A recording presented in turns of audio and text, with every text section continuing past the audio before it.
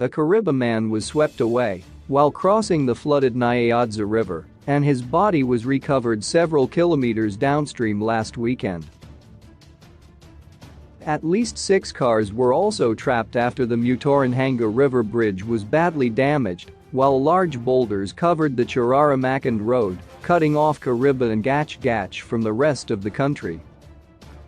Mangura Dam in Nyamanyami Ward 9 burst its wall. Several schools including Mamvura Machina and Mola Primary Schools and Mola Youth Center had their roofs blown off while Mola Bridge was damaged.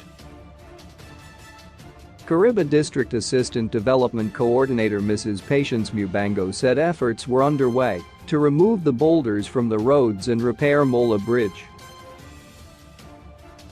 One person was swept away while trying to cross Nyanza River, but his body was retrieved, said Ms. Mubango.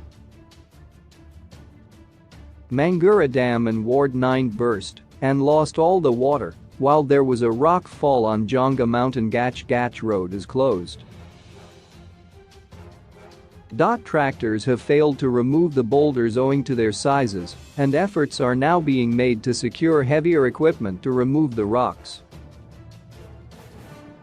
The Chiraramakand Road links rural Nyamanyami and Kariba Urban, and also Huringwu District.